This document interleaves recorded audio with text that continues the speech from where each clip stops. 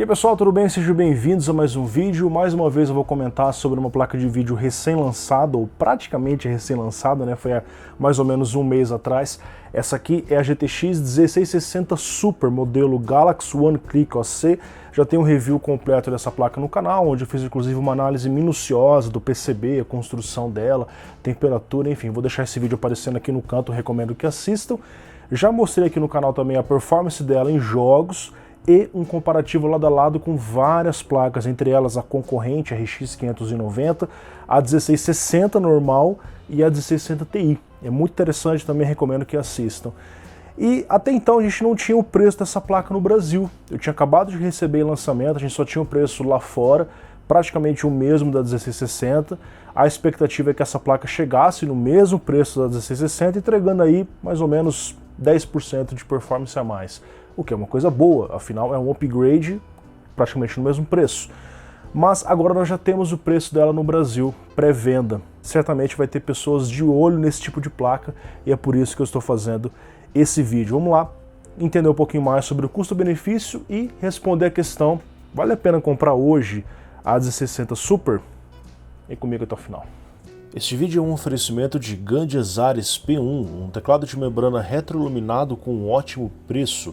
Ele conta com resistência a respingos, 8 botões multimídia, opções de cores alternativas para setas e WASD, sistema de anti-ghost em 26 teclas e taxa de resposta de 1000 Hz. Saiba mais pelo primeiro link na descrição.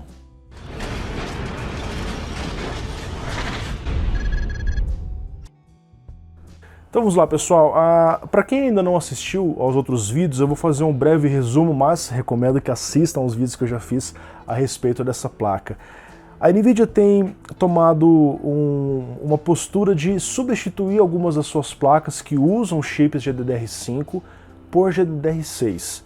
A gente viu isso acontecendo inicialmente nessa placa, vai acontecer uma segunda placa que é a 1650 Super, que vai ser lançada nesse mês de novembro. Ela tem originalmente GDDR5, vai vir agora uma versão mais rápida com o GDDR6. A gente viu que, apesar de serem chips mid, né, chips intermediários, quando a Nvidia colocou uma memória mais rápida, que é a GDDR6, saindo ali dos 7 ou dos 8 GHz para 14 GHz, esse aumento na frequência trouxe um aumento na performance. Então tem como melhorar, mesmo sendo um chip de uma certa forma limitado. Existem comentários na indústria que dizem que a fabricação de GDDR5 está um pouco prejudicada, está cara demais, e talvez seja esse o motivo pelo qual a Nvidia está lançando as mesmas placas com o GDDR6. Pelo menos mantendo uma faixa de preço parecida, oferecendo um aumento de desempenho, trouxe algum tipo de vantagem para o consumidor. Beleza, vamos analisar aqui então os gráficos em jogos e já tem um comparativo, conforme eu falei, lado a lado, caso você queira ver os vídeos. Começando aqui Assassin's Creed Odyssey no benchmark fixo, eu fiz o teste tanto em Full HD quanto em 2.5K, vocês vão ver que essa é uma placa de vídeo que tem condições de rodar em 2.5K, mas sabendo configurar os gráficos. Ela não vai rodar tudo no Ultra em 2.5K, ela não tem margem para isso, mas ela é uma boa placa, tanto para 2.5K equilibrado, quanto para Full HD. E ela fica exatamente no meio da 1660 e da versão 60 Ti. Na verdade, ela fica mais perto da Ti do que da 60. Ela tem menos CUDA cores que a Ti, mas ela tem uma memória GDDR6 mais rápida. Isso acaba compensando a performance. E quando a gente faz overclock na GPU dela, ela passa a Ti. E é por isso que eu falei no vídeo de review dela que ela tem a performance de uma TI praticamente no preço de uma 60, certo? Então isso vai se repetir em todos os cenários. No geral, ela é uma placa mais rápida que a RX 590, o que deixa a 590 numa situação meio delicada, vai ter que forçar os preços a continuar caindo. Até porque a própria 1660 Super, aliás, a própria 1660 já era uma placa mais rápida que a 590. Agora entra outra placa, num preço parecido, mais rápida ainda, complicou a vida da 590. Vai ter que, ó, caiu o preço. o que de uma certa forma, para quem pretendia comprar 590, é uma coisa boa, né? Esse tipo de lançamento vem para trazer preços mais baixos em outros cenários, para baixo dessa placa. Então, vocês estão vendo a performance aí, eu vou resumir isso aqui porque realmente não tenho muito o que falar. Nós temos aqui o jogo Battlefield 5, novamente, no meio termo entre as duas 60, né?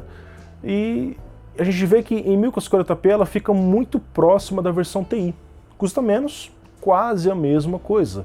E tem uma boa diferença em relação ao RTX 2060, que aí é uma placa de um outro patamar, bem mais cara, e também é uma placa bem inferior em relação a uma 5700, que novamente é uma placa bem mais cara, que se acha ali por mais de R$2.000, né? Nós temos aqui o jogo CSGO, onde eu fiz o teste. Sim, o pessoal sempre fala para mim, Lucas, faz no low, mas cara, no low vai dar só mais FPS, a gente está com médias aí acima de 300, o que é um absurdo. Então a gente vê que tanto em Full HD quanto em 2.5K roda muito bem, não tem muito o que se discutir aqui.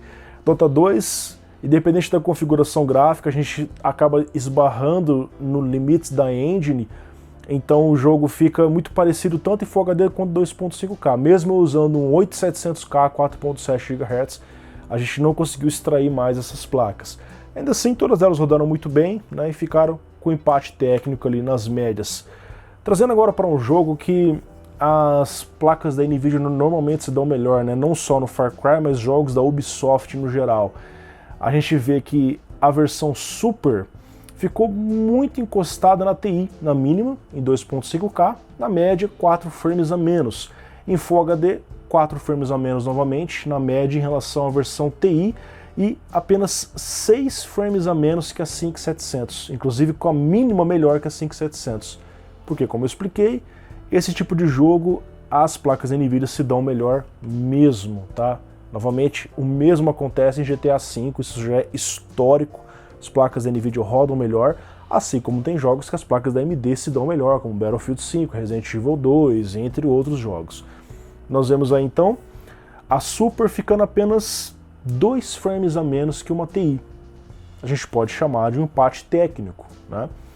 E em 1040p, ficando ali 4 frames a menos na média. Aí você vê que ela enfrenta algumas dificuldades para fazer 60 na mínima em 1040p, mas dá para você reduzir o MSA, desligar ele, mexer nas configurações e ainda assim continuar jogando sem nenhum problema. A gente vê que há uma diferença muito grande de uma 580 para uma 1660 Super nesse tipo de jogo. Nós temos aqui um jogo que é GPU Bound, que é o Mass Effect Andromeda, onde a placa fica ali bem posicionada em Full HD, faz 53 de média em 1040p rodando no Ultra, dá para você reduzir os gráficos para o alto, eventualmente fazer mais de 60, assim como eu falei no começo, tem que saber balancear, porque ela não é uma placa com folga para rodar 1040p Ultra, tá? Ainda mais os jogos novos aí como Red Dead Redemption 2, que não entrou nesse comparativo, porque o comparativo foi feito antes do lançamento do jogo, mas já tem diversos gameplays e comparativos do Red Dead aí no canal. Metro Exodus é um jogo aí também de 2019, né, bem pesado. A gente vê que ela crava no 60 rodando no Ultra em 1040p, eu reduzi ali o Tessellation, ou desliguei o Tessellation, o Physics e o Hairworks, que são coisas que pesam bastante. Em Full HD, ela entrega uma margem bem legal acima dos 60 frames, ok? Project Cars 2, nós temos ali entregando em Full HD na média dos 67, bem pouco atrás da versão TI, em 1040p ela fica ali na casa dos 52, então para fazer 60 tem que reduzir o MSA, normalmente já é suficiente para você fazer 60 FPS, ok? Eu sigo essa mesma configuração gráfica para poder comparar com as outras placas que eu já tenho aqui no meu comparativo, e com isso, né, nesses gráficos iniciais vocês já percebem que a placa realmente continua entregando uma boa margem em relação a 590. Ela é uma placa que tem uma folga maior, uma força maior, mesmo tendo menos memória e tal. E a 590, na atual situação, para se manter no mercado, tem que continuar reduzindo os preços. Até que pelo menos a AMD venha e lance uma placa de vídeo da nova geração e substitua suas placas polares. Porque a Nvidia está lançando placa a rodo. A AMD está lançando poucas placas nesse ano, ela lançou 2 placas só, que foram a 5700 e 5700 XT. No começo do ano ela lançou aquela Radeon 7, mas foi meio para inglês ver, né? Porque a placa já desapareceu e ninguém fala mais nada sobre ela. Eu nem recebi para testar, inclusive, né, AMD?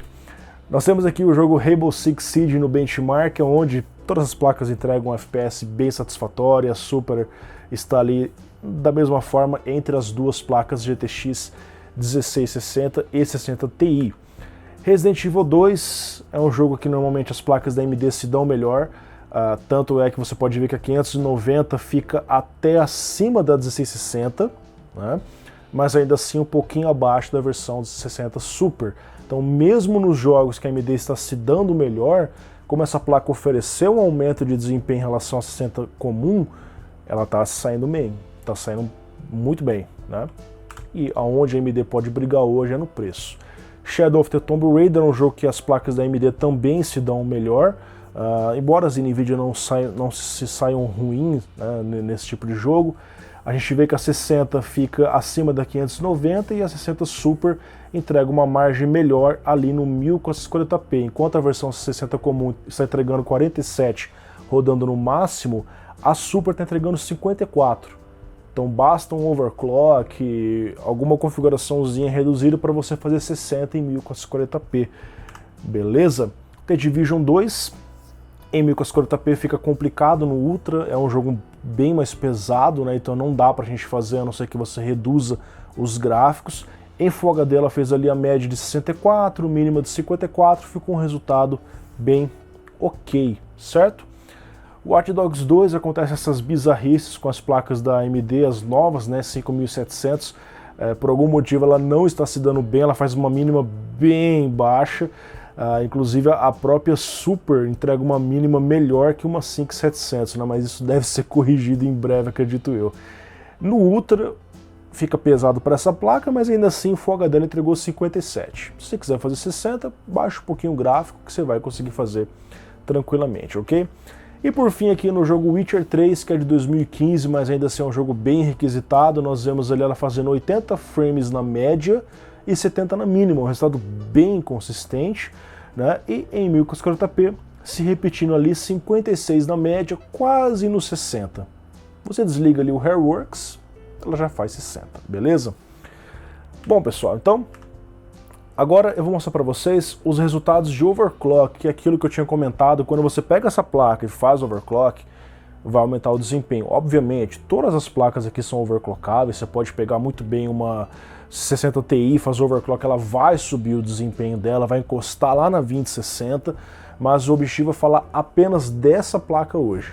Então, no overclock, ela passou a TI em Assassin's Creed Odyssey, passou a Vega 56 e ficou ali 2 frames a menos na média que a 2060, que é uma placa que custa R$ 1.700. Olha só a diferença, cara. A gente fez overclock, ela encostou numa placa muito mais cara, o que é uma coisa muito boa. O overclock também aqui em Shadow of the Tomb Raider, lembrando que para vocês aqui que eu estou mostrando os testes em overclock em 1440p, tá? Shadow of the Tomb Raider, no benchmark fixo, ela novamente passou a TI e ficou 1 frame a menos que a 2060, fazendo 58 de média e 46 de mínima. Overclock também tem esse diferencial, né? Não é só para você que quer, de repente, não, eu quero mostrar aqui para o meu amigo quanto de clock eu consigo. Não, às vezes você consegue uma performance de uma placa mais cara pagando menos. E olha que essa placa ela é a mais simples da Galaxy. A Galaxy tem vários modelos bem melhores. Mesmo assim eu consegui fazer um overclock bem alto, acima dos 2000 MHz nessa placa de vídeo, beleza? Bom, e agora um dos gráficos que vocês mais gostam de ver, que é o gráfico de performance relativa, onde eu pego os 15 jogos testados, pego as médias e calculo qual é a performance relativa a quem? Relativa a essa placa. Então a gente vê que em Full HD ela fica cerca de 9% superior em relação a 1660 comum, o que é uma coisa boa, porque ela veio praticamente no mesmo preço, mais rápido. Beleza, né? É lógico, Para o cara que tem uma 1660, não faz sentido você vender a sua placa para comprar essa. É um salto de desempenho muito baixo para quem já tem. Mas para o cara que de repente tem, sei lá, uma 1050 Ti, uma 750 Ti, uma 960, as placas mais antigas, e quer comprar uma placa da nova geração, aí sim, pô, você sai de uma 750 Ti para uma placa dessa, você está trocando água por vinho. É um upgrade absurdo. Para uma placa que mal faz Full HD, para uma que você roda até mesmo em 1440p, certo? Aí sim é um upgrade bem interessante, né, cara? Em relação à TI, nós vemos que ela entrega 4% menos. E aí que tá. 4% menos, mas se você pega o preço da TI e o preço da 60 Super, a 60 Super é, se eu não me engano, ali uns 15 a 20% menos. 15 a 20% mais barata. 4% menos. Ou seja, ela tem sim um bom custo-benefício. Mas isso comparando o preço em dólar. Porque, infelizmente, assim como quase todos os lançamentos no Brasil, essas placas vêm muito caras. E é o mesmo que eu falei lá em março, se eu não me engano, ou abril, da 1660 Ti. Eu falei lá naquela época que não compensava comprar a placa, porque a pré-venda dela estava lá nos 1.600, 1.700 reais. Hoje, uma 60 Ti você acha por 1.300 em promoção. Eu já vi por 1.250 uma GTX 1660 Ti. É um preço muito bom para uma placa desse porte. É uma placa que tem uma performance parecida com uma 1070 ou uma 980 Ti. Há 3 anos atrás, você imaginava comprar uma 980 Ti por R$ 1.200, por R$ 1.300? Não, né? Pois é. E o preço caiu bem. Da mesma forma, a gente vê aqui uma pré-venda dela, essa placa está saindo por R$ 1.349, inclusive é exatamente esse mesmo modelo. É um preço que não faz sentido, porque ela, tudo bem, ela é quase a performance da TI, só que ela ainda é um pouquinho mais fraca. E está mais cara ou no mesmo preço de uma TI. Então, pré-venda é o que eu sempre falo para vocês. O apressado paga caro.